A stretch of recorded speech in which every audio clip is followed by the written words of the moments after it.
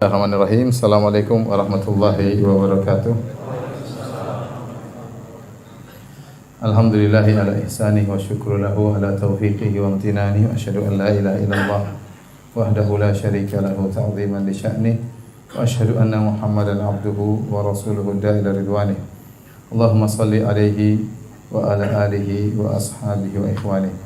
Hadirin dan hadirat yang dirahmati oleh Allah Subhanahu wa taala. Alhamdulillah, puji dan syukur kita panjatkan kepada Allah Subhanahu wa taala atas segala limpahan karunia yang Allah berikan kepada kita. Selawat dan salam tercurahkan selalu kepada junjungan kita, suri teladan kita Nabi Muhammad sallallahu alaihi wasallam dan juga kepada keluarganya serta seluruh sahabat beliau tanpa terkecuali. Pembahasan kita pada kesempatan kali ini adalah tentang turunnya wahyu kepada Nabi Muhammad sallallahu alaihi wasallam. Berita tentang akan datangnya seorang nabi terakhir sudah tersebar di seantero Jazirah Arab, bahkan sampai ke negeri Syam. Ya. Dan hal ini telah diketahui oleh orang-orang Yahudi dan Nasara sebelumnya. Orang-orang Yahudi mengetahui akan munculnya nabi terakhir dari Taurat. Adapun orang-orang Nasara mereka mengetahui akan munculnya nabi yang terakhir dari Injil mereka. Ya, tentunya Taurat dan Injil ya yang masih menyebutkan tentang adanya berita akan hal ini. Dan sebagaimana Allah sebutkan dalam Al-Qur'an, Nabi Isa mengabarkan akan hal ini. Wa idz qala Isa bin Maryam ya bani Israil inni rasulullah ilaikum. Tatkala Isa bin Maryam berkata kepada Bani Israel, wahai Bani Israel, sungguhnya aku adalah utusan Allah kepada kalian. Musaddiqan lima bayyana yadayya minat Taurat. Aku membenarkan apa yang diturunkan sebelumku, yaitu tentang isi Taurat. Wa mubasysyiran bi rasuli ya'ti min ba'di ismuhu Ahmad. Dan aku beri kabar gembira kepada kalian tentang seorang rasul yang akan datang setelahku, namanya adalah Ahmad. Falamma ja'ahum bil bayyinati qalu hadza sihrun mubin. Namun tatkala Rasulullah SAW datang kepada mereka dengan bayinat, dengan hujjah yang kuat, mereka berkata ini adalah sihir yang nyata. Jadi Nabi Isa telah mengabarkan kepada kaumnya. Demikian juga dalam Al-Quran Allah sebutkan ya bagaimana orang-orang Yahudi dahulu mereka suka sesumbar kepada orang-orang kaum Ansar. Jadi orang Yahudi disebutkan kenapa mereka tinggal di kota Madinah, karena mereka tahu dari Taurat bahwasanya akan muncul nabi terakhir dan nabi tersebut akan berhijrah di suatu tempat yang banyak kormanya di Hijaz. Sehingga mereka sengaja tinggal di kota Madinah dan mereka berkonsentrasi di kota Madinah, sehingga terkumpullah di sana tiga suku besar kabilah ya Bani Qainuqa, kemudian Bani Nadir dan Bani Quraidah, tiga kabilah Yahudi besar. Mereka sengaja tinggal di kota Madinah. Dan dahulu sebelum kaum Ansar masuk Islam, yaitu suku Al-Aus dan suku Al-Khazraj sebagai penduduk kota Madinah yang tinggal bersama Yahudi, mereka sering bertikai di antara suku Ansar yang belum masuk Islam, itu suku Aus Khazraj dengan orang Yahudi. Kalau terjadi pertikaian, orang Yahudi sering mengatakan, nanti sebentar lagi akan datang Nabi dan kami akan bersama Nabi tersebut menghabisi kalian. Selalu orang Yahudi bilang begitu, sesumbar.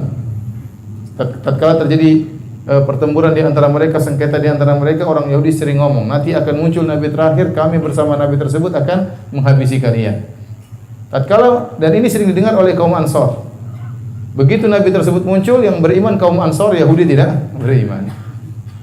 Makanya Allah sebutkan dalam surat Al-Baqarah, walamma ja'ahum kitabun min indillahi musaddiqun lima ma'ahum wa kanu min qablu yastaftihuna 'alal ladzina kafaru. Padahal mereka orang Yahudi dahulunya sering sesumbar bahwasanya kami akan menang terhadap orang-orang kafir.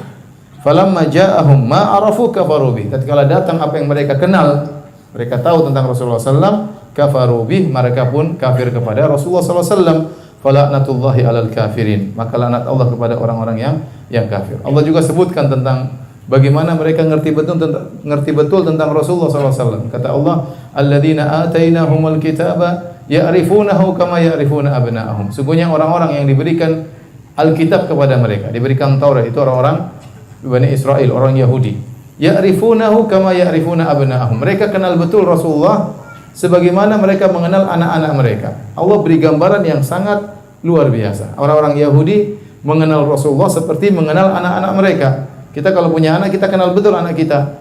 Bagaimana ciri-ciri fisiknya, apa kesukaannya, mainnya di mana, teman-temannya siapa. Jadi mereka kenal betul, mereka tahu Rasulullah SAW fisiknya seperti apa, kemudian hijrahnya kemana, mereka tahu. Seperti mengenal anak-anak mereka. Tetapi begitu datang Rasulullah SAW, mereka tidak beriman. Sebabnya cuma satu, gara-gara ternyata Nabi terakhir tersebut bukan dari Bani Israel. Mereka hasadan min indi anfusihim. Mereka hasad. Padahal telah datang kebenaran, telah jelas kebenaran bagi mereka, mereka hasad. Mereka menyangka nabi-nabi seluruhnya dari Bani Israel karena sebelumnya Nabi Isa, kemudian Nabi Musa, nabi-nabi seluruhnya dari Bani Israel. Begitu Nabi terakhir, ternyata Allah tutup dengan Nabi dari Arab. Dan Allah sudah menurunkan Nabi dari Arab sebelumnya, seperti Nabi Saleh, Nabi Hud, dan Nabi Shu'aib. Ini Arab. Jadi Nabi yang Arab ada 4. Saleh, Hud, Saleh, Shu'aib, dan Muhammad sallallahu alaihi wasallam.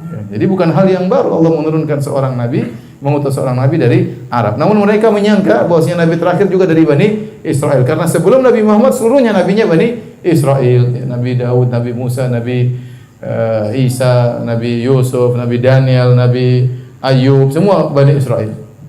Tatkala tahu nabi tersebut ternyata bukan dari Bani Israel, maka mereka tidak mau beriman hanya karena hasad, fanatik kesukuan, sehingga akhirnya fanatik tersebut membuat mereka tidak beriman kepada Rasulullah sallallahu alaihi wasallam. Tapi demikian juga di antara yang menunjukkan akan hal ini, hadis yang diriwayatkan oleh Imam Al-Bukhari dalam Sahih Al-Bukhari, tatkala di tahun sekitar 6 Hijriah atau 7 Hijriah, Abu Sufyan itu masih kafir, pergi ke negeri Syam. Dan negeri Syam dikuasai oleh Heraklius Romawi, raja Romawi yang beragama Nasrani. Maka Heraklius pun sudah tahu akan muncul nabi di zaman-zaman ini, dia sudah tahu. Karena dia selain seorang raja, dia juga seorang yang alim. Dikatakan dia juga pendeta, Heraklius ini. Heraklius. Akhirnya dia waktu tahu ada orang-orang Arab datang, dia suruh panggil, suruh tangkap Abu Sufyan untuk didatangkan di hadapan Heraklius. Maka Heraklius pun bertanya tentang sifat-sifat nabi tersebut. Apakah begini, apa begini, ya. Dan ternyata sifat-sifat tersebut sama dengan sifat-sifat nabi yang dia ketahui. Ya, makanya dia mengatakan seandainya nabi tersebut datang, ya, maka dia akan menempati kedua tempatku ini, kedua kaki yang akan menempati tahtaku ini. Ya. Dia tahu akan hal tersebut. Makanya setelah itu dia bertanya kepada anak buahnya, bukankah nabi berkhitan? Ya. Kata anak buahnya, wahai sang raja, kalau nabi tersebut dari Yahudi kita akan bunuh karena Yahudi berkhitan. Heraklius bertanya lagi, apakah orang-orang Arab juga berkhitan? Ya. Kata mereka, tidak tahu. Tahu-tahu ada seorang Arab didatangkan, kemudian diperiksa, ternyata orang Arab memang juga apa? Berkhitan. Ya. Jadi ternyata yang berkhitan bukan cuma orang-orang Yahudi, orang Bani Israel, bahkan orang Arab juga berkhitan. Dan di antara ciri nabi terakhir adalah diutus pada kaum yang berkhitan.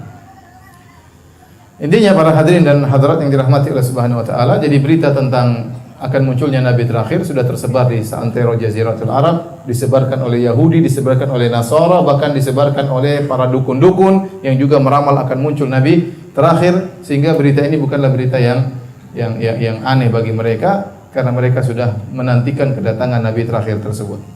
Baik, bagaimana wahyu pertama kali turun kepada Rasulullah sallallahu alaihi wasallam? Pertama kali Rasulullah sallallahu tidak langsung didatangi malaikat Jibril. Tapi Rasulullah sallallahu alaihi wasallam didatangi wahyu lewat mimpi, ya, lewat mimpi. Ya, sehingga setelah Rasulullah SAW sering bermimpi, Rasulullah SAW jadi suka untuk berkhalwat, suka menyepi di goa. Dalam hadis yang diriwayatkan oleh Aisyah radhiyallahu taala anha, beliau mengatakan dalam Sahih Al-Bukhari, "Awwalu ma budi'a bihi Rasulullah sallallahu alaihi wasallam minal wahyi ar-ru'ya salihah." Pertama kali turun kepada Nabi sallallahu alaihi wasallam, ya, mulai wahyu pertama kali turun dalam bentuk mimpi yang benar, finnaum, yaitu mimpi dalam tidur. Fakana la yara ru'yan illa ja'at mithla falaki subhi. Dan tidaklah Nabi SAW kalau bermimpi kecuali dia melihat mimpi tersebut benar-benar jelas terang benderang seperti cahaya di pagi hari. Sering seorang bermimpi tidak jelas, ya, melihat orang tidak jelas, tahu-tahu di tempat ini tiba-tiba pindah tempat lain, tahu-tahu melihat kondisi yang aneh-aneh. Tapi mimpinya Nabi tidak demikian. Mimpinya Nabi SAW melihat dengan sangat jelas. Sehingga setelah Rasulullah SAW banyak bermimpi, Rasulullah SAW jadi ingin mengenal lebih dekat Allah Subhanahu wa taala. Maka dia pun suka untuk menyepi. Maka berangkatlah Nabi SAW pergi ke gua Hira. Dan kata para ulama, ini semua muqaddimah ya, yang Allah Subhanahu wa taala berikan kepada Nabi SAW sebelum Nabi bertemu langsung dengan malaikat Jibril. Sebagai muqaddimah kepada Nabi SAW ya. Di antaranya ada hal-hal yang aneh-aneh yang Nabi alami. Sebelum mimpi Nabi mengalami hal yang aneh-aneh. Seperti Nabi disalami oleh batu. Dalam hadis riwayat Muslim dari Jabir bin Samurah, qala Rasulullah SAW, Rasulullah SAW bersabda, "Inni la a'rifu hajaran bi Makkah kana yusallimu alayya qabla an ub'ats. Inni la a'rifuhu al-an." Sungguhnya aku mengetahui sebuah batu di Mekah. Batu itu beri salam kepada aku sebelum aku diangkat menjadi seorang rasul. Dan aku tahu sekarang di mana batu tersebut. Aneh, ada batu kirim salam. Batu mengucapkan Assalamualaikum. Ya, Nabi heran. Kejadian aneh. Di antara kejadian aneh yang dialami oleh Nabi SAW, malaikat menangkap Nabi, kemudian menjatuhkan Nabi, kemudian membelah dada Nabi SAW waktu Rasulullah berusia 4 tahun. Dikeluarkan jantungnya, dibersihkan, dimasukkan lagi. Ya, ini juga kejadian yang aneh. Rasulullah SAW tentunya banyak pertanyaan dalam dirinya. Ada apa gerangan? Saya dengar batu berbicara, kemudian saya pernah dibuka dadaku, kemudian dibersihkan, dimasukkan lagi, dijahit. Kemudian Rasulullah SAW bermimpi selama 6 bulan. Mimpi. Disebutkan Rasulullah SAW sering bermimpi.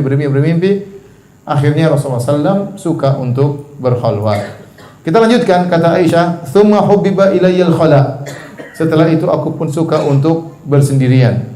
Wa kana yakhlu bi ghar Hira fayatahannatsu fihi wa huwa ta'abbud. Maka Nabi pun menyepi di Gua Hira dan dia yatahannath. Yatahannath yaitu dia beribadah di sana. Al-layali dawatil adad, itu beberapa malam di sana. Qabla an yanzi'a ila ahlihi. Dia bawa bekal ke sana, kalau bekalnya habis dia turun lagi. Wa yatazawwadu lidzalik. Kalau bekalnya habis Rasulullah SAW turun, kemudian summa yarji'u ila Khadijah fa yatazawwadu limithliha. Bekalnya habis, dia ambil lagi makanan, dia balik lagi ke Gua Hira, kemudian dia menyepi di situ merenungkan, berfikir, ya. Hatta ja'ahul haqq wa huwa fi ghar Hira. Sampai datang kebenaran waktu Nabi sedang berada di Gua Hira, itu datang malaikat Jibril. Timbul pertanyaan, apa sih yang dilakukan oleh Nabi di Gua Hira? Aisyah mengatakan yatahannath. Yatahannath dalam bahasa Arab diambil dari kalimat al-hinth. Al-hinth artinya dosa. Kalau kita artikan secara letterlek artinya Nabi menjauhi dosa-dosa. Sehingga sebenarnya mengatakan maksudnya Nabi sudah muak melihat kemaksiatan yang terjadi di kota Mekah. Ya. Terjadi minum khamar, main judi, zina di sana sini, syirik di mana-mana. Ya, anak-anak muda kacau semuanya. Ya, Rasulullah SAW sudah muak melihat seluruh kemaksiatan tersebut dan dia rindu ingin mengenal lebih dekat tentang Tuhannya. Maka dia pun pergi ke Gua Hira. Ya, ini pendapat. Ada yang mengatakan yatahannath, maksudnya yatahannaf, yaitu Nabi SAW beribadah. Ya, beribadah di situ beribadah apa? Ada yang mengatakan Rasulullah SAW tafakkur, merenungkan tentang keagungan Allah Subhanahu wa taala. Ada yang mengatakan Nabi SAW bersedekah. Kalau ketemu orang miskin, Rasulullah SAW bersedekah kepada orang miskin. Ada yang mengatakan Rasulullah SAW beribadah dengan ibadahnya Nabi Ibrahim. Taib, ibadahnya Nabi Ibrahim bagaimana? Wallahu alam, kita juga enggak tahu. Intinya Nabi SAW menyepi, menjauhkan diri dari kerusakan yang terjadi di kota Mekah. Dia ingin lebih tahu, lebih dekat tentang Allah Subhanahu wa taala. Sampai akhirnya datanglah malaikat Jibril alaihissalam. Ya. Para hadirin dan hadirat yang dirahmati oleh Allah Subhanahu wa taala, waktu Nabi diangkat menjadi malaikat, itu bukan kehendak Nabi sallallahu alaihi wasallam, tapi kehendak Allah Subhanahu wa taala. Ingat, Nabi tidak sedang ingin menjadi seorang nabi. Dia hanya ingin menyepi, menjauhkan diri dari berbagai macam kerusakan. Maka dia pergi ke Gua Hira ingin mengenal dekat tentang Rabbnya, tentang penciptanya. Tiba-tiba datang malaikat Jibril. Nabi kaget atau tidak? Nabi kaget. Jadi itu di luar dugaan Nabi SAW. Nabi diangkat menjadi seorang Nabi, itu bukan kehendak Nabi, itu kehendak Allah, murni kehendak Allah. Maka Allah berfirman, Allahu yastafi minal malaikati rusulan wa minan nas. Allah yang memilih di antara malaikatnya menjadi utusan, dan demikian juga Allah memilih di antara manusia menjadi utusan. Allah yang pilih. Ya. Oleh karena yang benar, kenabian itu adalah istifa. Kenabian itu adalah pilihan Allah, bukan amrun muktasab, bukan perkara yang diusahakan sebagaimana pendapat sebagian orang, seperti pendapat Ibnu Sina. Ibnu Sina Inilah tokoh yang dikenal dalam tokoh kedokteran orang Islam, tapi dia memiliki penyimpangan-penyimpangan dalam masalah akidah. Dibahas oleh para ulama, dibantah oleh Al-Ghazali, dibantah oleh para ulama. Di antaranya dia berpendapat bahwasanya kenabian adalah amrun muktasab. Kenabian adalah perkara yang bisa diusahakan. Katanya Nabi SAW pergi ke goa, ingin jadi nabi, diusahakan, melatih diri, akhirnya menjadi seorang nabi. Maka dia berpendapat kalau seorang melatih dirinya, misalnya melaparkan dirinya, latihan untuk lapar, latihan untuk latihan tertentu, kemudian sampai dia pada tingkatan tertentu, akhirnya dia berkhayal ketemu dengan malaikat, ya. Akhirnya berkhayal seakan-akan dia mendengar suara itulah wahyu, maka dia menjadi seorang nabi. Dan ini tidak benar, ya. Ya. Maka Anda jangan coba-coba jadi seorang nabi. Ya. Jangan pergi ke Gua Hira atau pergi ke Pondok Indah kemudian menyepi di situ, ya, melatih diri, melaporkan diri, akhirnya semaput, ya. Jangan, ya. Yang datang jin nanti. Yang datang apa? Jin. Jadi kenabian itu tidak bisa diusahakan. Itu murni pilihan Allah Subhanahu wa taala. Nabi saja tidak pernah berpikir dia bakalan jadi nabi, dia enggak tahu. Makanya waktu begitu datang malaikat Jibril, dia ketakutan, ada apa dengan saya? Dia ketakutan. Dan nabi-nabi yang lain pun demikian, tidak ada latihan-latihan. Coba, Nabi Isa alaihissalam masih kecil sudah bisa bicara atau tidak? Apa ada latihan Nabi Isa waktu lahir kemudian latihan jadi nabi?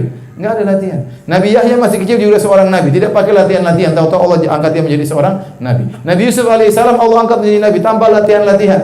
Nabi Musa alaihissalam juga tanpa latihan-latihan diangkat menjadi nabi. Ya. Dan demikianlah para nabi sebelumnya.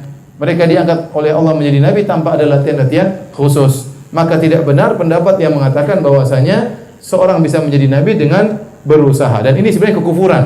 Karena ini melazimkan ada nabi setelah Nabi Muhammad SAW.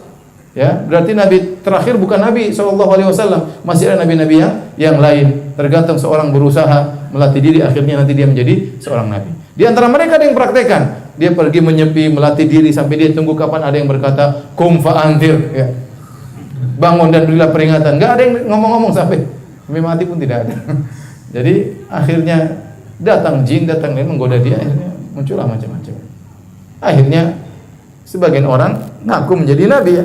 Seperti saya pernah di kapal, tahu-tahu ada orang ceramah, kemudian dia mengatakan sungguhnya Jibril sudah turun kepada saya sejak lama.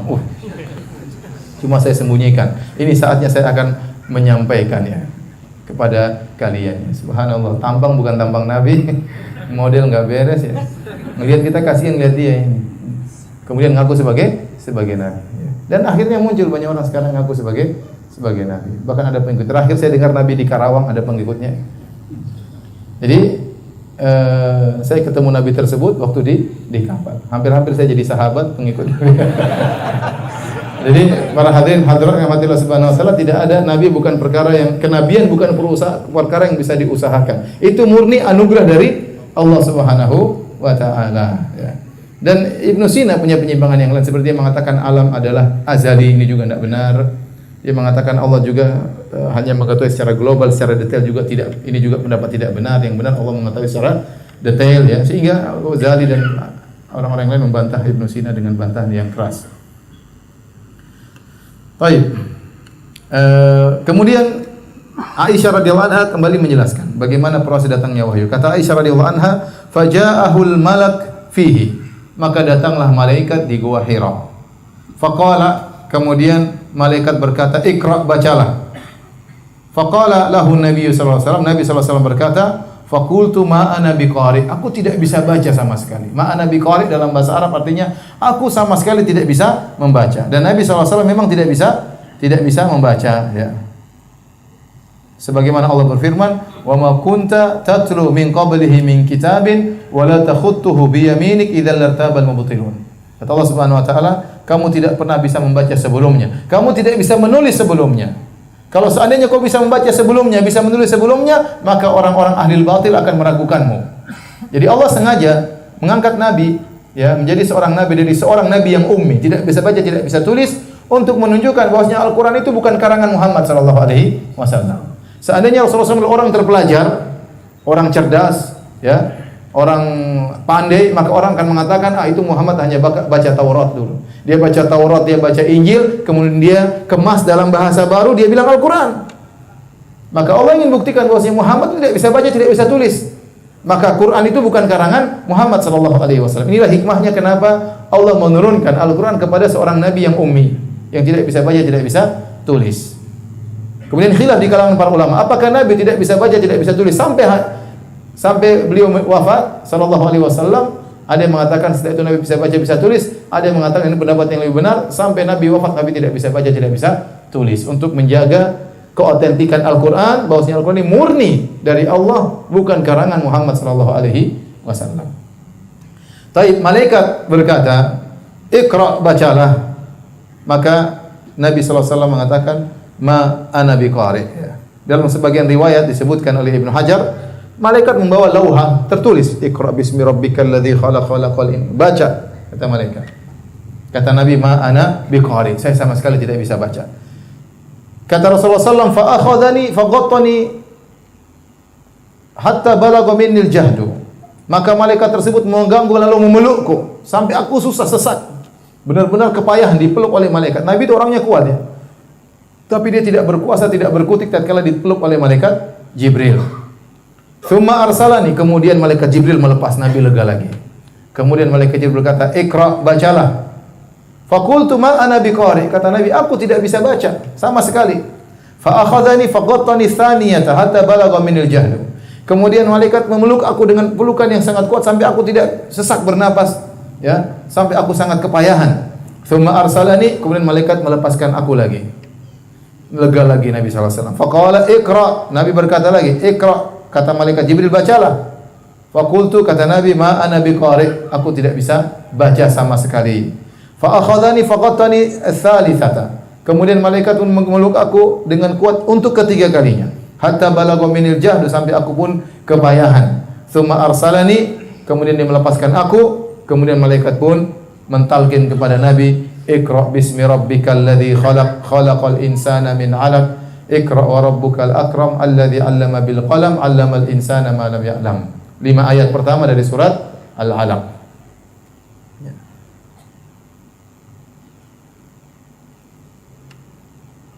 Baik, hadirin dan hadirat yang dirahmati oleh Allah Subhanahu wa taala, maka tatkala itulah Nabi diangkat menjadi seorang nabi ya. Di mana? Di Gua Hira. Tapi ingat, tidak perlu kita mencari keberkahan di Gua Hira. Benar, di situ pertama kali turun ayat kepada Nabi di Gua Hira. Namun Gua Hira tidak kemudian dijadikan tempat untuk ziarah. Orang ke sana kemudian mencari keberkahan. Mungkin ada yang ingin nongkrong di situ ya. Jawabannya tidak. Nabi tidak pernah naik lagi ke Gua Hira untuk kedua kalinya, paham? Dan para sahabat tidak ada yang naik ke Gua Hira untuk nongkrong di Gua Hira. Adapun kalau kita ke Gua Hira hanya untuk napak tilas sejarah, enggak ada masalah. Tapi jangan meyakini kalau kita duduk di situ kita baca Iqra bismi rabbikal ladzi khalaq, enggak ada. Enggak ada. Sama seperti kata Ibnu Katsir, sebagian orang berusaha mencari di mana posisi Goa Al-Kahf yang Allah sebutkan tentang sebagian pemuda yang tidur di sana selama 309 tahun. Kata Ibnu Katsir, Allah tidak menyebutkan di mana gua tersebut, dan Nabi juga tidak pernah menyebutkan di mana gua tersebut. Seandainya gua tersebut berkah, pasti Nabi akan sebutkan. Nabi akan beri motivasi agar orang mencari gua tersebut. Maka tidak perlu mencari tahu di mana gua tersebut, dan tidak perlu meyakini bahwasanya gua tersebut punya keberkahan tertentu. Ini perkataan Ibnu Katsir dalam tafsirnya. Ya, maka seorang tidak perlu berusaha payah kemudian ingin ya kalau hanya napak tilas tidak apa-apa. Tapi kalau meyakini kita masuk di gua tersebut, coba kita tidur di gua tersebut, ngapain? Siapa tahu enggak bangun 309 tahun repot. Pulang-pulang semua sudah berubah. Baik, setelah kejadian tersebut, kata Aisyah radhiyallahu taala anha, faraja'a biha tarjufu bawadiruhu. Maka Nabi pun pulang sambil gemetar bawadiruh, ini tulang daging di sini antara leher dengan pundak, di sini gemetar. Rasulullah SAW ketakutan. Hatta dakhala ala Khadijah. Sampai Rasulullah SAW ketemu dengan Khadijah. Biasanya Rasulullah SAW pergi berapa hari, bekal habis pulang ketemu Khadijah. Kemudian minta bekal lagi, pergi lagi. Sudah habis bekalnya turun lagi. Berulang-ulang. Kali ini pulang ketakutan. Dan Khadijah radhiyallahu anha, subhanallah, wanita yang sangat salehah. Ya. Wanita yang sangat salehah. Waktu suaminya minta bekal untuk ke gua, dia tidak, ngapain ke gua terus mas. Enggak. Dia bikin makanan udah pergi. Pulang lagi habis minta bekal, dia udah pergi aja. Dia tidak protes-protes. Mas ini pulang-pulang aja, pulang mengambil makanan, balik lagi. Mas ngapain aja sih mas? Ya, tahu suaminya ingin menyendiri dalam kondisi tertentu, dia kasih bekal. Nah, banyak komentar. Itu istri yang apa? Salehah. Mudah-mudahan istri antum Khadijah semua. Aminnya kurang keras. Kemudian waktu Rasulullah SAW ketemu dengan Khadijah, Rasulullah SAW gemetar, Rasulullah SAW mengatakan zammiluni, selimuti aku. Dalam sebagian riwayat kata Rasulullah SAW, subbu alayya bima'in barid, tuangkan air kepadaku. Rasulullah gemetar. Maka Khadijah pun mengambil air, ya, kemudian menyiramkan air ke Nabi SAW. Kemudian Khadijah radhiyallahu anha pun mengambil selimut, fazammaluhu, menyelimuti Nabi SAW. Hatta dhahaba anhu raud, diselimuti dan tidak diajak ngomong tenang sampai hilang ketakutan dari dada Nabi sallallahu alaihi wasallam, ya. Ini saya katakan lagi bagaimana salehnya Khadijah. Waktu Nabi mengatakan, "Selimuti aku." Khadijah tidak berkata, "Ada apa? Ente kenapa? Cerita dulu, sebentar, ada apa?" Enggak. Langsung dibilang ngambil selimut, nurut, tidak banyak omong. Terus suaminya suruh ambil selimut, diselimuti sampai suaminya tenang. Baru dia berbicara dengan apa? Dengan suaminya tersebut. Faqala ya Khadijah mali. Kata Rasulullah, ya Khadijah, ada apa denganku? Wa akhbaraha al-khabar. Maka Nabi pun bercerita kepada Khadijah tentang apa yang dia alami. Datang tadi seorang tahu-tahu meluk dia, kemudian dengan kuat sampai sak napas dilepas 3 kali suruh baca. Ya. Kemudian Rasulullah SAW berkata, wa qad khasyitu ala nafsi, sungguhnya aku khawatir sesuatu menimpa diriku. Ini disampaikan oleh para ulama. Apa yang ditakutkan oleh Nabi SAW? Ada yang mengatakan Nabi takut dia gila. Kenapa dia melihat makhluk aneh? Dari mana tiba-tiba muncul begitu kuatnya memeluk Nabi ini? Dari mana? Orang gila kan sering lihat aneh-aneh. Ya. Nabi takut dia gila. Atau Nabi takut dia bakalan mati. Ini kayaknya ada musibah yang akan menimpaku. Apa yang saya alami ini? Ya. Nabi takut gila, Nabi takut sakit, Nabi takut mati, Nabi takut macam-macam.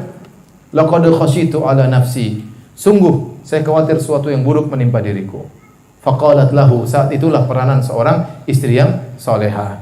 Maka Khadijah radhiyallahu anha pun menenangkan suaminya dengan berkata, "Kalla abshir, fa wallahi la yukhzikallahu abada." Sekali-sekali tidak wahai suamiku, kau tidak akan tertimpa dengan perkara yang perlu kau takutkan. Abshir, bergembiralah.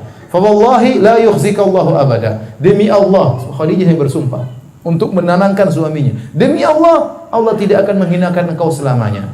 Kenapa? Innaka latasilur rahim. Kau suka menyambung silaturahmi. Wa tasduqul hadis. Kau selalu jujur dalam berkata. Wa tahmilul kalla. Kau selalu membantu orang yang kesusahan. Wa taqrid dhaif. Engkau selalu menjamu tamu. Wa tu'inu ala nawaibil haq. Dan engkau membantu orang terkena musibah. Orang sepertimu ini tidak bakalan dihinakan oleh Allah Subhanahu wa taala. Inilah istri yang salehah seperti ini. Kalau suaminya lagi terkena sesuatu kesedihan, maka dia tenangkan jiwa suaminya. Ya. Dia tenangkan jiwa suaminya, bukan malah membuat suaminya gelisah. Iya mas, jangan mas, malah ketakutan ya. Jangan. Ya. Tenang mas, tenang, ditenangkan ya. Sebagian orang pulang dari kantor marah-marah. Istriku, aduh, Abu Fulan tuh kurang ajar di kantor gini-gini. Istrinya bilang, istrinya juga begitu mas. Tambah emosi. Jadi jangan begitu ya. Jadi istri yang tenang, istri yang baik, jangan memprovokasi suaminya. Tenangkan ya jiwa suaminya. Timbul pertanyaan, Khadijah ini ngomong dalil atau bukan? Dia bukan pakai dalil. Dia saja nabi saja baru jadi nabi. Dari mana dia berkata Allah tidak akan menghinakan engkau selamanya? Dari mana dia tahu?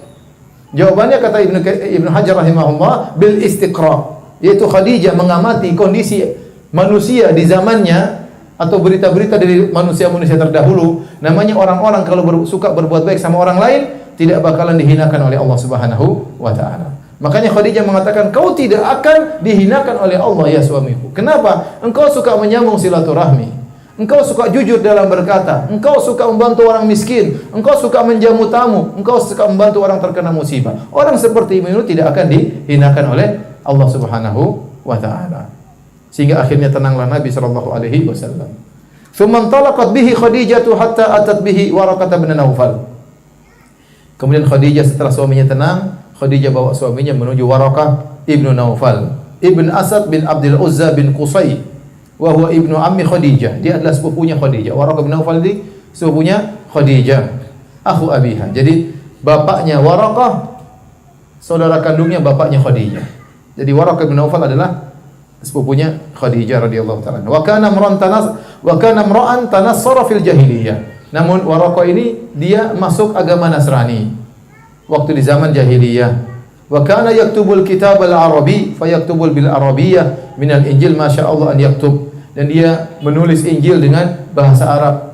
Apa yang Allah kehendaki dia tulis ya. Wa kana syaikhan kabiran qad ami. Dan dia adalah seorang yang sudah tua dalam kondisi buta. Ya. Faqalat lahu Khadijah. Maka Khadijah berkata kepada Waraqah, "Ya ibna ammi wahai sepupuku, isma' min ibni akhi." Coba dengarkanlah dari suamiku, dari anak saudaramu. Faqala Waraqah ibna akhi, "Madza tara?" Waraqah bertanya, "Wahai putra saudaraku, wahai Rasulullah, wahai Muhammad, apa yang telah kau lihat?" Fa akhbarahu Nabi sallallahu alaihi wasallam ma maka Nabi ceritakan tentang apa yang dia rasakan, yang dia lihat.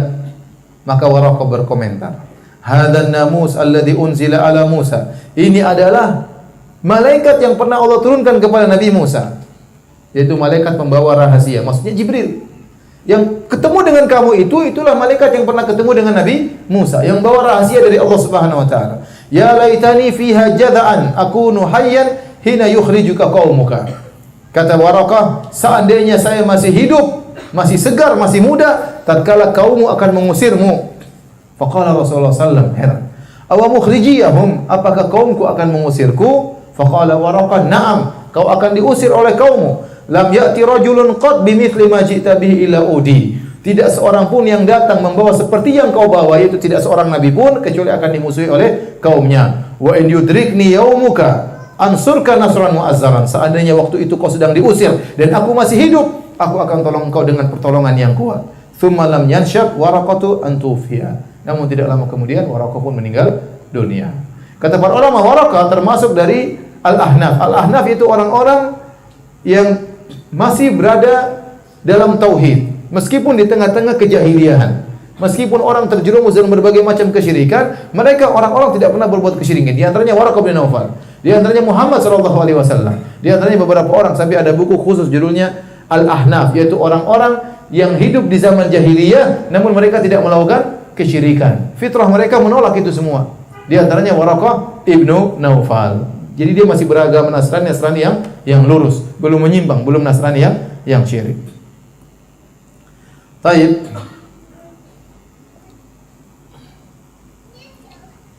Para ulama menyebutkan kenapa waktu Jibril memeluk Nabi sampai 3 kali, kenapa enggak langsung dari awal? Ya. Ada yang pernah mengatakan untuk menjelaskan kepada Nabi bahwasanya yang dia alami sekarang itu bukan mimpi. Bahwasanya dalam kondisi sadar, karena sebelumnya Nabi sudah bermimpi selama 6 bulan. Dia jangan sampai waktu Jibril datang Nabi merasa dia sedang mimpi, maka malaikat Jibril memeluknya, memeluknya, melepaskan sampai 3 kali agar Rasulullah SAW sadar bahwasanya yang dia alami itu adalah sungguh-sungguh benar, alam nyata, bukan alam mimpi.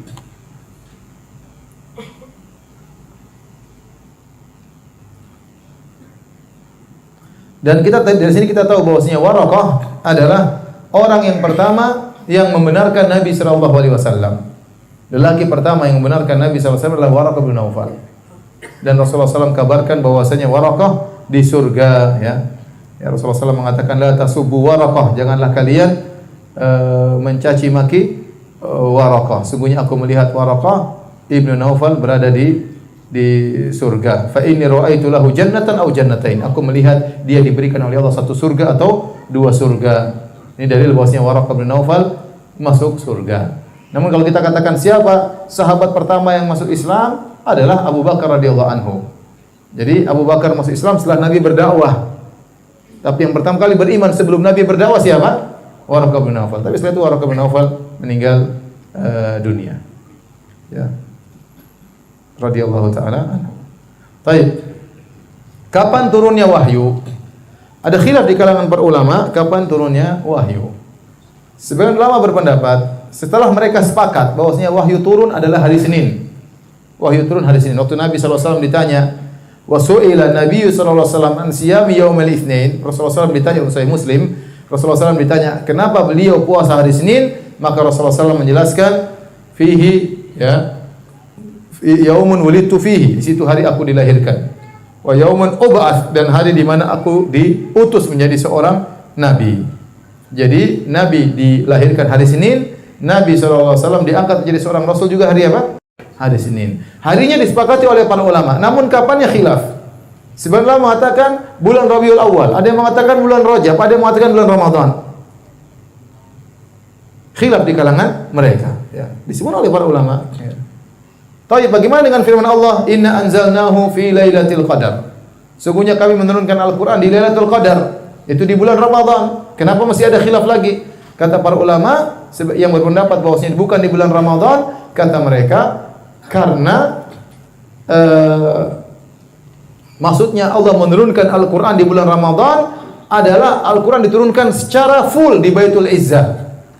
Secara full, setelah itu baru diturunkan secara bertahap sesuai dengan kejadian. Nah, tahapan pertama kali turun bulan Rabiul Awal atau bulan Rajab, tidak mesti bulan Ramadan. Apalagi mereka berpendapat bahwasanya Rasulullah SAW diutus menjadi seorang nabi tatkala genap usianya 40 tahun. Berarti harusnya bulan Rabiul Awal karena Nabi lahir tahun bulan apa?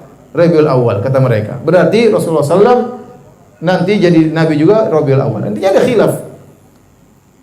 Yang mengatakan bulan Ramadan, kata mereka zahir ayat menunjukkan Al-Quran turun di bulan Ramadan. Inna anzalnahu fi lailatul qadar, kami turunkan Al-Quran di Lailatul Qadar, maksudnya awal kali turun. Ini pendapat dipilih oleh Syekh Utsaimin rahimahullah taala. Jadi Al-Quran turun di Lailatul Qadar di bulan Ramadan. Nah, kalau kita sudah tahu ternyata Al-Quran peristiwa ini Al-Quran turun kapan, ada khilaf, ada yang bulan Rajab, ada yang mengatakan bulan Rabiul Awal, ada yang mengatakan Ramadan. Kalau bulannya saja khilaf, apalagi tanggalnya? Apalagi tanggalnya. Oleh karenanya menentukan tanggal 17 Ramadan sebagai malam nuzulul Quran ini tidak ada dalilnya. Kalau kita bicara secara dalil, tidak ada dalilnya. Ya. Kalau kita berpendapat Al-Quran turun bulan Ramadan, justru dikatakan dalam Al-Quran di Lailatul Qadar. Lailatul Qadar kita tahu 10 malam terakhir. Harusnya tanggal 21 ke atas, malam 21 ke atas, bukan malam 17 atau bulan malam, bukan hari tanggal 17. Wallahu a'lam bishawab. Tidak dijelaskan dengan pasti kapan turunnya Al-Quran. Ya. Namun sebenarnya berpendapat kejadian tersebut waktu Rasulullah SAW didatangi malaikat Jibril adalah bulan Ramadan. Ya. Ada yang mengatakan bulan Rajab, ada yang mengatakan bulan Rabiul Awal. Wallahu a'lam bishawab. Baik, kita bisa mengambil banyak faedah dari kisah ini. Pertama, Nabi SAW tidak berusaha menjadi seorang nabi, tapi kenabian adalah pilihan dari siapa? Dari Allah Subhanahu wa taala. Kemudian yang kedua, pentingnya memiliki istri yang salehah, tempat berbagi, tempat curhat, ya. Maka bapak-bapak jangan suka curhat sama istri orang, ya. Ibu-ibu juga jangan suka curhat sama suami orang. Berusaha curhat kepada pasangan hidup kita. Kalau kita bisa simpan sendiri itu baik, tapi terkadang seorang tidak kuat untuk menyimpannya sendiri. Dia ingin melepaskannya kepada orang lain dan itu akan meredakan kesedihan yang dia alami. Maka kalau dia ingin melepaskan sebagian kesedihannya, ingin curhat, maka pilihlah orang yang tepat. Di antaranya pasangan hidupnya. Ya. Latih diri untuk curhat kepada istri-istri yang solehah. Ada masalah ini, istri kemudian beri petunjuk, beri masukan kepada suaminya. Istri juga demikian. Bukan kemudian curhat di media sosial, di medsos. Curhat di status, ya. Ada masalah dengan suami, tulis di status. Suami yang soleh begini-begini, suami yang buruk begini-begini, supaya suaminya baca. Orang tanya ini istri kenapa tulis kayak gini? Suami juga begitu, nulis istri yang begini-begini-begini, istri yang bejat begini-begini. Maksudnya dia nyindir istrinya. Jadi serang-serangan di media sosial ngapain ya, akhi? Ente serang-serangan di kamar aja, nggak perlu serang-serangan di media sosial. Akhirnya ada masalah dengan keluarga, bikin status, ganti lagi gambar profilnya, ganti picture-nya, ganti lagi, hati lagi terpotong lah, hati lagi tertusuk lah, hati lagi. Ya, ngapain seperti itu? Aib keluarga artinya disembunyikan, bukan untuk diumbar. Kalaupun kita punya masalah, yang terbaik adalah curhat kepada Allah. Sebagaimana Yakub alaihissalam berkata, "Innama ashku bathi wa huzni ila Allah." Sungguhnya aku hanya mengeluhkan kesedihanku kepada Allah Subhanahu wa taala, tidak kepada yang lainnya. Tapi tidak semua orang bisa demikian. Sebagian orang ingin ngobrol, ingin menyampaikan kegelisahannya. Silakan, tapi jangan sembarang orang. Pilih orang yang soleh atau yang soleha sebagai teman untuk curhat. Kemudian tadi bahwasanya orang yang senantiasa berbuat baik, sering membantu orang lain, sering bersedekah jujur, tidak akan dihinakan oleh Allah Subhanahu wa taala. Dan dia akan meraih husnul khatimah. Dari Abu Umamah radhiyallahu taala anhu, Rasulullah SAW bersabda, "Sana'iul ma'ruf taqi masari as-su'." Ketahuilah bahwasanya perbuatan-perbuatan baik kepada orang lain akan mencegah seorang dari kebinasaan yang buruk. Oleh karenanya kalau Anda ingin meraih husnul khatimah, sering berbuat baik sama orang lain. Sering berbuat baik sama orang lain, ya. Allah insyaallah berikan husnul khatimah. Saya berbicara tentang seorang yang saya tahu, ya, dari kerabat saya. Dia jarang sholat, hampir nggak pernah sholat. Sampai umur 80-an. 79 atau 80, tahu-tahu dia ada kasus sama istrinya. Istrinya udah ngaji, kemudian hampir mau cerai, akhirnya mereka panggil saya untuk apa? Menyelesaikan masalah. Ini orang yang hampir jarang sholat. Ya pas-pasan lah agamanya, nggak ngerti Quran juga nggak. Ini pokoknya agamanya sangat minim. Tapi dia baik, suka nyambung silaturahmi, sudah kesedah sana, suka datang ke keluarga-keluarga, bantu-bantu, bahkan membantu ibu saya, membantu banyak yang dia bantu. Di akhir hayatnya, tahu-tahu dia mulai mengenal sunnah, dia mulai belajar, mulai sholat, mulai dibimbing. Kemudian umur berapa? Umur 84 tahun kalau nggak salah, atau 80 tahun saya nggak lupa. Kemudian dia meninggal dunia. Pas meninggal, istrinya cerita sama saya, tante cerita sama saya, dia bilang, "Asyhadu an la ilaha illallah wa asyhadu anna Muhammadar Rasulullah." Istrinya heran, ini ngapain teriak-teriak gini? Ternyata meninggal. Subhanallah. Ternyata meninggal dunia. Ya. Maka saya sangat yakin dengan hadis, "Inna rajula, inna ahadakum la ya'malu bi amali ahli an-nar, fima bainaka wa bainahu bainaha ma bainahu bainaha illa dhira'." Sungguhnya seorang benar-benar mengamalkan amalan penghuni neraka sampai jarak dengan neraka cuma sedikit. Kemudian Allah takdirkan di akhir hayatnya dia melakukan amalan kebaikan, kemudian dia pun masuk surga. Ya. Jadi kalau Anda ingin dapat husnul khatimah, jangan dolimi orang. Jangan dolimi orang. Kemudian suka berbuat baik sama orang lain. Kalau dizalimi orang, sabar. Kata Nabi SAW, "Sona'iul ma'ruf taqi masari as-su'." Sungguhnya perbuatan baik akan menjauhkan seorang dari kebinasaan yang buruk. Kemudian dalam hadis kisah ini juga bisa ada faedah yang bisa kita ambil. Bolehnya kita memuji orang kalau ada perlunya. Lihatlah Nabi SAW dipuji oleh Khadijah. Dipuji oleh Khadijah supaya Nabi SAW tadinya ketakutan, gemetar, hilang percaya diri, mengkhawatirkan sesuatu yang tidak-tidak, maka Khadijah menenangkan, "Wahai suamiku, engkau selalu menyambung silaturahmi, engkau selalu begini, engkau selalu begini." Ini pujian semuanya. Jadi dibolehkan dalam kondisi-kondisi tertentu. Oleh karena kalau kita perhatikan dalil-dalil tentang masalah pujian, banyak dalil yang melarang memuji. Melarang memuji. Ya. Contohnya Rasulullah SAW mengatakan dalam hadis Miqdad berkata, "Amarana Rasulullah SAW an nahthiya fi wujuhil maddahin turab." Nabi memerintahkan kami untuk melemparkan pasir ke wajah orang yang suka muji-muji. Jadi kalau orang suka muji-muji kita lemparkan pasir ke wajahnya. Dalam hadis yang lain kata Nabi SAW, "Idza ra'aitumul maddahin fahthu ala wujuhihim turab." Kalau kalian lihat orang tukang muji-muji, lempar pasir di wajahnya. Kalau orang muji-muji kita, sebentar, ngapain Mas mencari pasir? Sini, lempar wajahnya. Kenapa? Karena pujian itu berbahaya, menghilangkan keikhlasan seorang, merasa orang lebih besar daripada yang seharusnya. Tadi dia pakai topinya nggak cukup lagi karena kepalanya jadi besar. Makanya Rasulullah SAW, ya, waktu ada orang memuji-muji kepada sahabat yang lain, maka Rasulullah SAW mengatakan, "Waihak, qata'ta unuka sahibik." Celaka engkau telah memotong leher saudaramu. Rasulullah yaqulu miran, ulang-ulang, kau telah membunuhnya. Ya. Maka kata Rasulullah SAW, "In kana ahadukum madihan." Kalau seorang di antara kalian ingin memuji, la mahala, dan dia memang harus memuji, falyaqul. Maka begini cara memuji kata Nabi. "Ahsibu kadza wa kadza." Bilang aja, menurutku orang ini begini. Wa in kana yura annahu kadzalik. Menurutku demikian. Wa hasibu Allah yang lebih tahu tentang dirinya. Kalaupun kau harus memuji, pujilah caranya demikian. Wala yuzakki 'ala Allahi ahadan, dan jangan seorang mendahului Allah dalam memuji. Anda memuji orang, lihat zahir, Anda tidak tahu isi hatinya bagaimana. Nah, kalau Anda pun harus memuji, Anda bilang tadi, "Menurut saya, engkau begini." Dan Allah lebih tahu tentang dirimu. Kalaupun Anda harus memuji. Kalau bisa tidak perlu memuji. Karena tadinya ada orang ikhlas, gara-gara Anda puji akhirnya dia jadi riya, jadi sombong, jadi angkuh. Contoh, ada ustaz habis ceramah. Terus tanya sama murid, "Gimana tadi ceramah saya?" Nanti, "Mantap Ustaz, mantap." Ustaz langsung, "Oh, begitu ya?" Terbang melayang ustaznya. Bilang aja biasa aja Ustaz. Alhamdulillah, mudah-mudahan bermanfaat Ustaz. Mudah-mudahan orang ngamalkan Ustaz. Itu jangan malah muji ustaznya sehingga ustaznya melayang-melayang ya. Ini tidak baik. Akhirnya ustaznya setiap kali ngisi pengajian tanya lagi gimana tadi? Gimana tadi? Ingin dipuji sama muridnya. Jadi. Dan ini bahaya. Lihat di medsos sekarang, di medsos orang nukil pujian orang tentang dirinya. Ini si fulan puji saya, dia posting. Ustaz fulan puji saya, dia posting sebagai itu namanya ente puji diri sendiri. Ngapain ente nukil pujian orang terhadap diri ente? Akhirnya saling muji-mujian tebar di medsos. Saya muji ini, ngapain saling puji-pujian ya, akhi? Allah lebih tahu tentang aib-aib kita. Jadi bahaya pujian itu apa? Bahaya. Jangan orang cari pujian bukan kayak itu ria, amal semua hilang gara-gara cari pujian. Maka jangan terperangkap dengan pujian. Orang puji sudah kita bilang Allahumma ghfirli, Allahumma la tu'akhidni wa yaqulun. Kalau kita dipuji kita bilang apa? Allahumma la tu'akhidni wa yaqulun. Ya Allah jangan kau siksa aku akibat pujian mereka.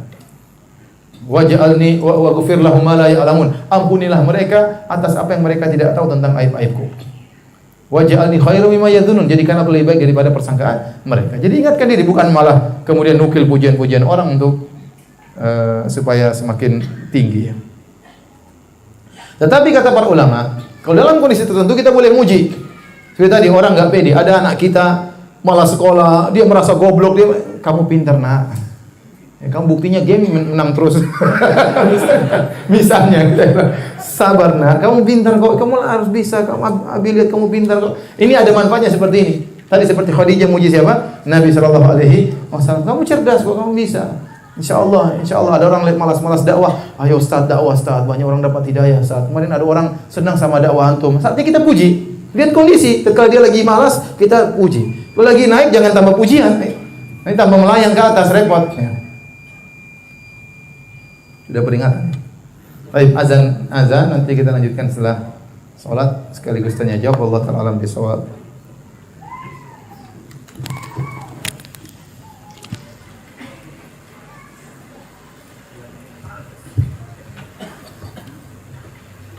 Allahu Akbar. Allahu Akbar. Allahu Akbar. Asyhadu an la ilaha illallah.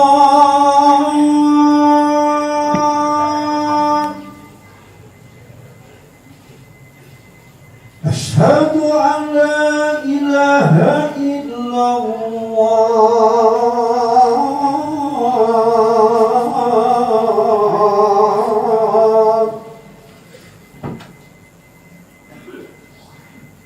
Asyhadu anna Muhammadan Rasulullah.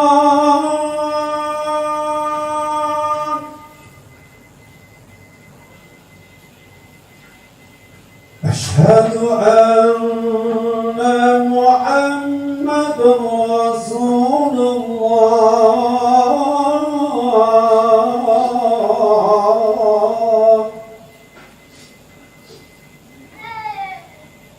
Hayya 'alas salat.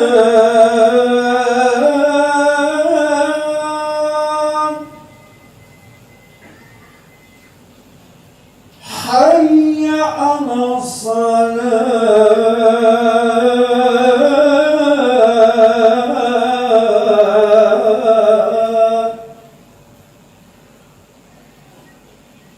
Hayya 'alal falah.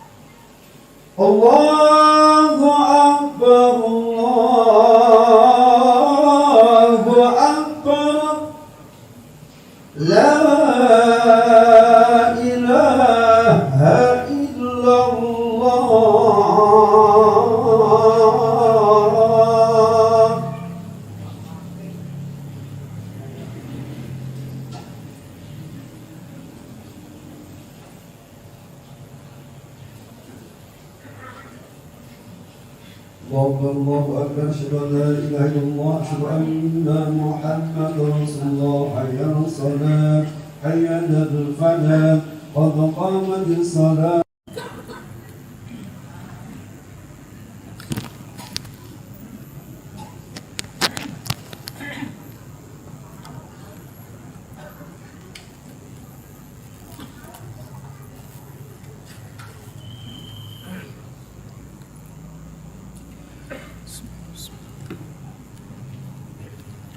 Bismillahirrahmanirrahim. Assalamualaikum warahmatullahi wabarakatuh.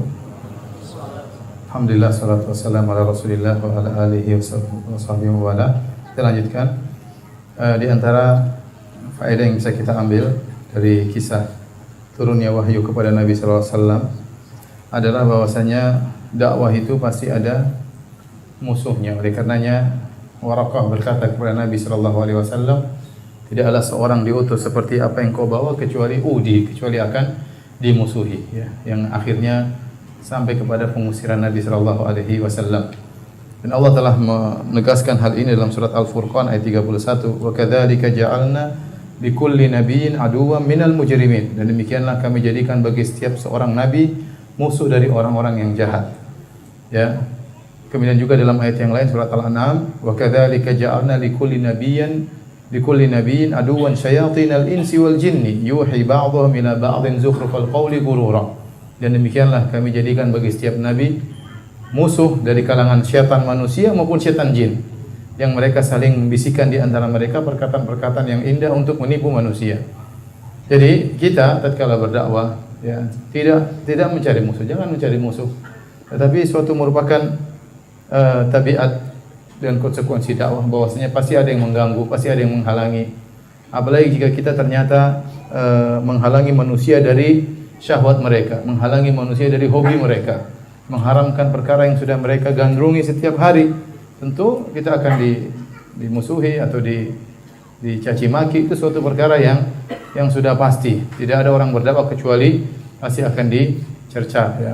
Maka seorang hendaknya bersabar, ya. Oleh karenanya tatkala Luqman menyampaikan nasihat kepada putranya, "Ya bunayya aqimis salata wa'mur bil ma'rufi wanha 'anil munkar wasbir 'ala ma asabak." Dia berkata, "Wahai putraku, dirikan salat dan serulah kepada kebaikan dan laranglah dari kemungkaran." Kemudian kata beliau, "Wasbir 'ala ma asabak," dan sabarlah terhadap apa yang menimbamu. Kata para ulama, karena beramar ma'ruf nahi munkar pasti akan menimbulkan gangguan, ya. Dan tatkala kau ditimpa dengan gangguan, maka bersabarlah. Dan seorang dai harus bertakwa kepada Allah Subhanahu wa taala.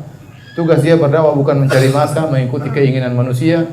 Kalau manusia ingin ini maka dia halalkan, ya jangan. Dia menyampaikan apa yang disuruh oleh Rasulullah sallallahu alaihi wasallam meskipun itu bertentangan dengan hasrat dan syahwat manusia, ya. Dia sampaikan kebenaran apapun yang terjadi. Adapun hanya mencari pengikut, mau bilang ini haram takut nanti ditinggal oleh pengikutnya, maka ini dai yang berdakwah kepada cari masa, bukan mencari keridhaan Allah Subhanahu wa taala. Kemudian di antara faedah yang bisa kita ambil tentang beratnya diusir dari kampung sendiri atau tentang cinta kepada kampung sendiri. Dalam sebagian riwayat, Waraqah berkata kepada Nabi sallallahu alaihi wasallam, "La tukadzibannahu." Sungguh orang-orang Quraisy, ya, kepada Khadijah, kata dia, sungguh orang-orang Quraisy akan mendustakan Muhammad. Dan Nabi diam waktu dikatakan demikian. Kemudian kata Waraqah lagi, wala tu'dhiyannahu, sungguh orang-orang Quraisy akan menyakitinya. Rasulullah SAW diam, tidak komentar. Tatkala sampai pada perkataan yang ketiga, Waraqah berkata, wala tukhrijannahu, sungguh orang-orang Quraisy akan mengusirnya dari negerinya. Maka Rasulullah SAW komentar, awa mukhrijiyahum, apakah mereka akan mengusirku? Sebagian ulama berpendapat ini dalil bahwasanya terusir dari kampung sendiri adalah perkara yang berat, ya. Bahwasanya Nabi sangat cinta kepada kota kelahirannya, kota Mekah, ya. Nabi merasa berat diusir dari kaumnya. Oleh karena di antara ujian yang berat bagi Nabi, dia harus meninggalkan kampung halamannya yang di situ penuh dengan berbagai macam nostalgia yang indah. Sejak kecil dia di situ, tumbuh dan besar di negeri tersebut, dia mengembalakan kambing di situ, ketemu dengan Khadijah di situ, anak-anak lahirnya di situ. Situlah negeri pamannya, negeri bapaknya, negeri kakeknya, negeri moyangnya. Kota Mekah, tahu-tahu dia diusir dari kota Mekah, ya. Maka ini perkara yang sangat berat bagi Nabi sallallahu alaihi wasallam, ya. Oleh karenanya para ulama menyebutkan ini di antara ujian yang besar yang dialami oleh Rasulullah. Makanya waktu Rasulullah SAW berhijrah, Rasulullah SAW bukan gembira-gembira berhijrah, tidak. Tapi dia bersedih. Maka dia berkata kepada Mekah, kata beliau, "Ma atyabaki min balad, sungguh baik engkau wahai kota Mekah. Wa ahabbaki ilayya, sungguh engkau adalah kota yang paling aku cintai. Walaula anna qaumi akhrajuni minki, kalau bukan kaumku mengusirku darimu, ma sakantu ghairaki, aku tidak akan pindah ke tempat yang lain." Dalam riwayat yang lain Nabi berkata, "Wallahi innaki la khairu ardillah." Wallahi, demi Allah wahai Mekah, engkau adalah negeri yang terbaik. Wa habbu ardillah ila Allah, dan negeri yang paling dicintai oleh Allah. Walaula anni ukhrijitu minki ma kharajtu. Kalau aku tidak diusir darimu, aku tidak akan pergi meninggalkan engkau. Maka Nabi cinta kepada negeri, dan saya ingatkan bahwasanya cinta kepada negeri adalah perkara yang fitrah. Setiap orang cinta kepada negerinya, ya.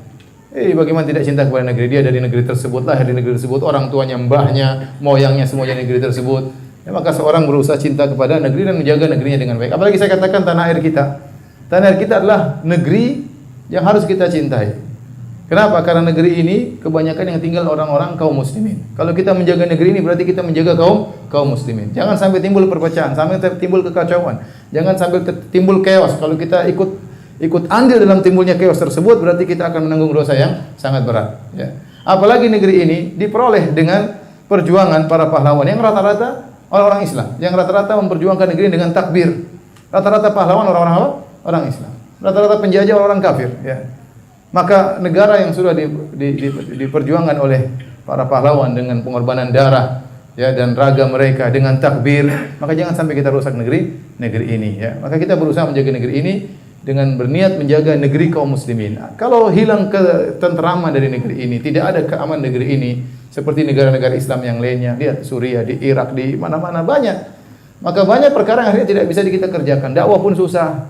Dakwah pun, ibadah pun susah, nuntut ilmu apalagi.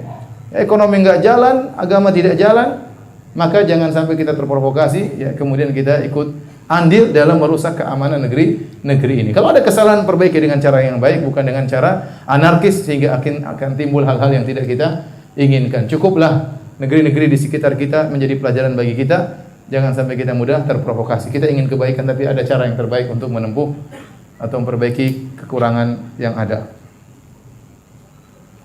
Baik, ini juga dalil bahwasanya menyebutkan aib seseorang kalau niatnya bukan untuk menghina tidak mengapa. Ya, seperti dalam hadis Aisyah menyebutkan tentang Waraqah, rajulun tanassara fil jahiliyah qad ami, bahwasanya Waraqah sudah buta. Buta itu aib atau bukan?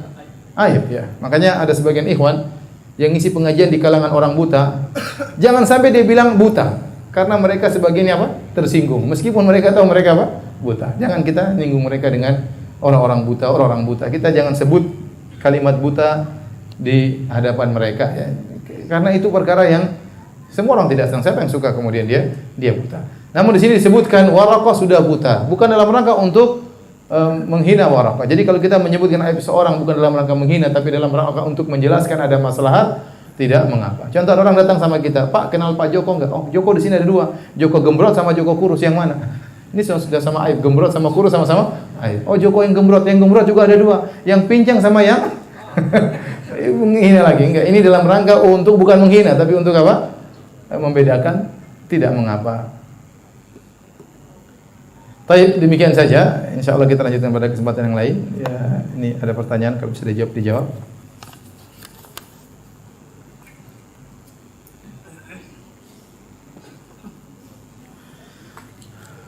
Ustadz mau tanya, kenapa akhir-akhir ini Ustadz tidak jadi imam salat lagi? Perasaan baru sekarang tidak jadi imam salat. Kemarin salat jadi imam. Enggak apa-apa, ya. Mas, enggak apa-apa. Enggak ada apa-apa. Enggak ada masalah.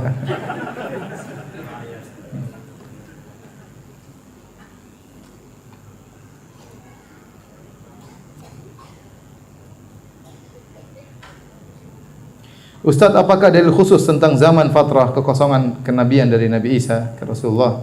Karena pertemuan sebelumnya dikisahkan Khadijah mengajak Rasulullah bertemu dengan saudaranya Waraqah bin Naufal yang masih mengikuti ajaran Nabi Isa. Bila tidak ada dalilnya, bagaimana keadaan kaum tersebut di akhirat? Jadi barang siapa yang belum sampai kepadanya hujjah, kata Allah, wa ma kunna mu'adzibina hatta nab'atha rasula. Kami tidak akan mengadab ya sampai kami mengutus seorang rasul, yaitu sampai ada hujjah yang sampai kepadanya ya. Ini berlaku kapan saja ya. Di antaranya misalnya tidak usah di zaman fatrah. Contohnya misalnya di suatu daerah, apalagi zaman dahulu belum ada internet, belum ada komunikasi, mungkin di hutan-hutan banyak orang tidak pernah kenal tentang Islam ya. Atau di pedalaman Eropa, mereka tidak pernah kenal tentang Islam. Ataupun mereka dengar tentang Islam, Islam teroris, maka dia tidak pernah tertarik untuk mendengar tentang Islam.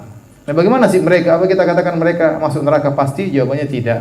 Kita katakan mereka di dunia hukumnya kafir karena mereka bukan orang Islam. Tapi di akhirat urusan Allah, Allah akan menguji mereka dengan cara yang Allah kehendaki. Semoga datang dalam hadis ya, Allah akan menguji mereka dengan cara Allah Subhanahu wa taala ya. Jadi orang-orang yang tidak sampai hujah kepada mereka tidak bisa kita vonis mereka di neraka jahanam. Tapi kita kalau mereka meninggal ya tidak dikuburkan di kuburan kaum muslimin. Ya karena mereka statusnya kafir secara agama di dunia. Ya tapi di akhirat kita tidak tahu ya. Adapun sekarang rata-rata orang sampai kepada mereka Islam, di mana-mana internet ada, di mana-mana orang bisa cari tahu tentang Islam. Maka uzur semakin sedikit karena informasi begitu kuat zaman sekarang. Oleh karena kita dapati betapa banyak sekarang orang masuk Islam begitu cepat di negara-negara Eropa. Banyak sekali orang cepat masuk. Hampir tiap hari orang masuk Islam. Saya masih ingat waktu saya ke Australia beberapa waktu lalu. Jadi ada orang-orang kafir demo anti-Islam. Demo anti-Islam, mereka kumpul semua di Melbourne kalau nggak salah. Kumpul, tidak banyak, puluhan ya. Puluhan. Kemudian ada demo balasan dari orang kafir juga yang bela Islam. Lebih banyak daripada yang demo anti-Islam. Jadi maksudnya mereka sudah dengar tentang apa? Islam. Karena sekarang informasi begitu kuat. Hampir setiap hari saya punya kawan juga dari Amerika, dia cerita dulu saat saya tinggal belasan tahun lalu di Amerika. Kalau kita mau sholat Jumat, ada polisi datang ngitung. 1, 2. Kalau 300 sudah nggak boleh datang lagi. Nggak boleh sholat lagi. Terlalu banyak 300. Jadi dia tunggu di pintu masjid 1, 2. Sudah 301 nggak boleh. Sekarang di situ orang sholat Jumat tutup jalan, tidak ada lagi yang ngitung-ngitung. Sudah banyak orang masuk Islam. Jadi informasi begitu kuat sehingga orang sekarang, mohon maaf, di mana gereja di luar negeri gereja-gereja dijual kosong, dijual ya, nggak ada yang datang ya, nggak ada yang datang, akhirnya dijual. Sampai saya nanti tolong dihapus ini semuanya ya. Sampai tatkala saya ke Amsterdam di Eropa dibuat peraturan oleh pemerintah Belanda tidak boleh jual gereja. Kenapa? Kalau dijual pasti yang beli orang Islam yang beli. Kita sampai bayangkan kalau kita kan aib, masa masjid kita jual kali sama agama lain. Itu terjadi banyak di negara-negara Eropa. Kenapa? Karena mereka sudah bosan dengan apa yang mereka yakini. Apa yang mereka yakini tidak mendatangkan kepada kebahagiaan. Mereka menemukan sesuatu yang baru yang mendatangkan kebahagiaan. Hidup mereka foya-foya.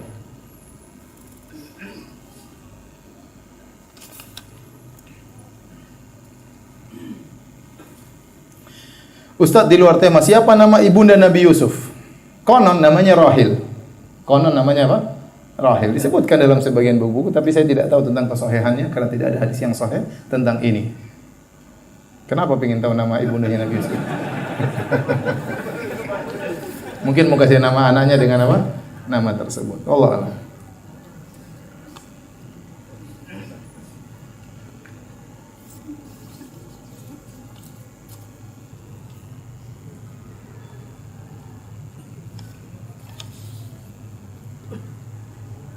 Apa referensi buku Sirah Nabawiyah yang sesuai dengan kebenaran? Saya rasa yang bagus yang saya terjemahkan dua buku. Pertama judulnya Rahiqul Makhtum, Rahiqul Makhtum karangan Safi Rahman Al-Mubarakfuri.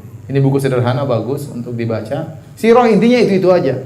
Cuma mungkin pemaparannya, mungkin faedahnya. Yang kedua buku judulnya Fiqhus Sirah, juga sudah diterjemahkan dari penerbit Pustaka Darus Sunnah. Itu juga bagus. Ya, dia ihtimam perhatian tentang faedah-faedah yang bisa diambil dari sirah. Jadi kita baca sirah bukan hanya baca cerita, tapi setelah itu disebutkan faedah pertama, faedah kedua, faedah ketiga, faedah keempat, dan saya banyak mengambil faedah dari buku tersebut. Banyak buku-buku yang lain tapi masih dalam bahasa Arab. Makanya belajar bahasa Arab. Ya, di antaranya seperti As-Sirah An-Nabawiyah Shahihah karangan Dr. Akram Al-Umari, itu bagus, itu jadi 2 jilid dan itu jadi kurikulum kita di Universitas Islam Madinah waktu saya kuliah hadis waktu S1. Jadi banyak buku-buku yang lain tapi masih dalam bahasa Arab.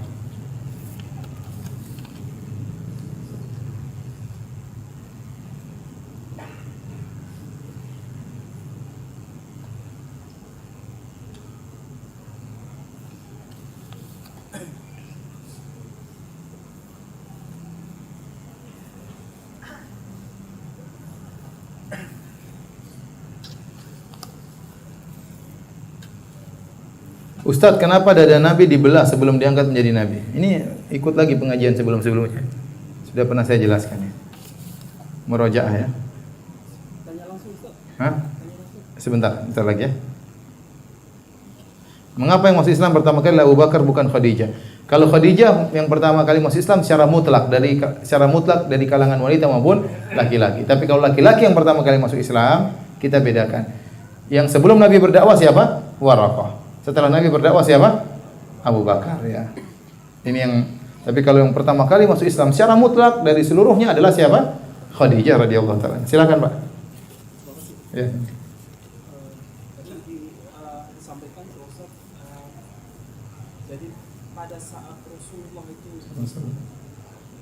itu menerima wahyu itu dalam dia itu dalam kondisi yang tidak nyaman.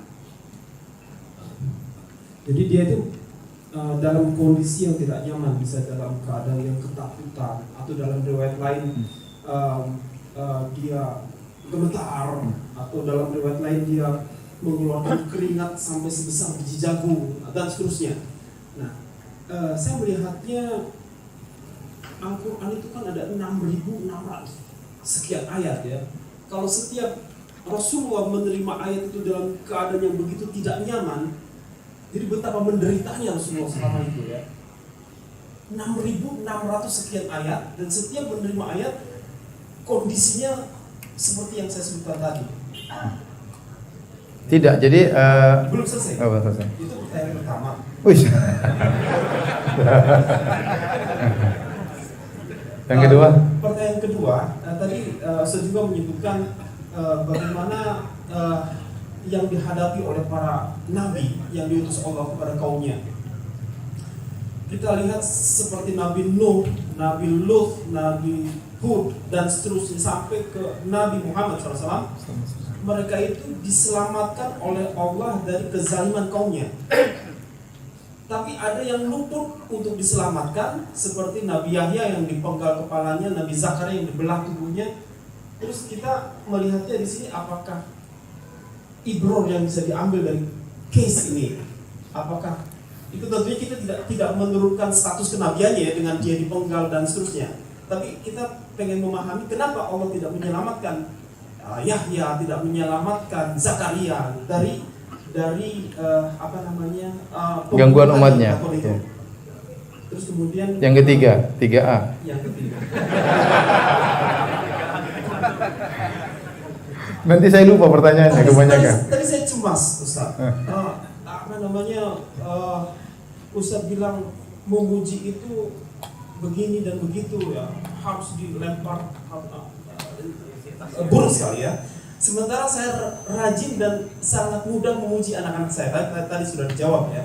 Karena tujuannya adalah motivasi, mengencourage mereka untuk setiap prestasi kecil saya rajin memuji mereka. Tapi sudah terjawab. Jadi ya, sudah. Terima kasih. Jadi yang pertama, Nabi SAW dapat wahyu bukan cuma satu model. Ya, bisa dalam mimpi, bisa dengan malaikat membacakan, tidak harus keringat. Jadi tidak selalu dalam bentuk apa? Keringat. Jadi wahyu ada beberapa cara Allah memberikan wahyu. Di antaranya malaikat membacakan. Ya. Seperti tadi, Iqra bismi rabbikal ladzi khalaq, itu Nabi kaget aja, tapi tidak ada peristiwa apa? Keringat. Ya, ada peristiwa yang Nabi terdiam kemudian keluar keringat meskipun musim dingin. Itu terjadi. Jadi Allah mengasihkan beberapa model. Tentu ada hikmah yang Allah kehendaki. Ada yang mengatakan agar Nabi benar-benar konsen ya, bahwa ini benar-benar wahyu ya, dan disebutkan oleh para ulama. Jadi tidak semua ayat seperti itu. Tidak semua ayat seperti itu. Kalaupun dikatakan Nabi menderita, ya, itu ujian bagi Nabi SAW. Nabi diuji dalam kehidupannya. Dari awal sudah jadi penggembala kambing, yatim, karena surganya paling tinggi. Ya. Anaknya meninggal seluruhnya kecuali Fatimah terakhir. Ya. Dan dilempar oleh kaumnya, diusir oleh kaumnya, dihina dengan tuduhan yang tidak-tidak. Dan demikianlah Nabi hidupnya penuh dengan apa? Ujian. Kata Nabi SAW, asyadun nasi bala'an al-anbiya. Orang yang paling banyak ujiannya adalah para nabi. Tsumma salihun, kemudian orang soleh. Tsumma al-amsal fal-amsal, kemudian yang selanjutnya dan selanjutnya. Jadi memang Nabi begitulah kehidupannya penuh dengan ujian. Karena kita bukan nabi maka ujiannya apa? Sedikit. Ujian sedikit merasa besar itu saja. Ada orang datang, saya diuji apa ujiannya? Ah gitu aja udah banyak orang diuji seperti itu. Merasa berat. Padahal cuma gitu-gitu aja ya. Baik. Ya, yang kedua tadi masalah nabi ya. Saya wallahu alam saya belum baca perkataan para ulama ya tentang masalah tersebut. Tapi memang di antara sifat-sifat orang Yahudi wa qatlahumul anbiya. Mereka membunuh para nabi ya. Mungkin Allah menghendaki para nabi mendapatkan ajar syahadah ya, mati syahid ya. Ya menunjukkan bahwasanya terkadang kebenaran ya terkadang dikalahkan namun ujung-ujungnya akan datang kemenangan. Seperti Nabi SAW. Nabi SAW pernah kalah dalam perang Uhud. Seandainya Nabi pasti menang terus maka tidak ada ujian. Orang semua akan masuk Islam kalau begitu. Makanya kata para ulama dibuatlah terkadang Nabi kalah. Demikian juga dalam peperangan terkadang kaum muslimin menang, terkadang apa? Kalah. Agar bahwasanya ini ujian. Antum beriman kepada ayat, kepada dalil, tidak mesti harus menang terus. Kalau selalu menang terus, semua orang akan masuk Islam. Semua orang akan masuk Islam. Tanya, kenapa orang Islam sekarang begini? Kita pernah jaya, sekarang kita lagi terpuruk.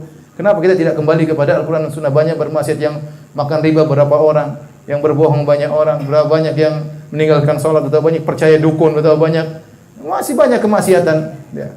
Jadi maksud saya, mungkin di antara hikmahnya tadi bahwasanya Allah terkadang menguji para nabi tersebut dengan mati syahid dan terkadang al-haq itu terkadang kalah namun bukan berarti kalah terus-menerus. Suatu saat akan apa? Bangkit lagi. Itu adalah perjuangan, itu ujian bagi orang-orang yang beriman. Demikian apa yang bisa saya sampaikan, kurang lebihnya saya mohon maaf. Subhanakallah bihamdik asyhadu an la ilaha illa anta astaghfiruka wa atubu ilaik. Assalamualaikum warahmatullahi wabarakatuh.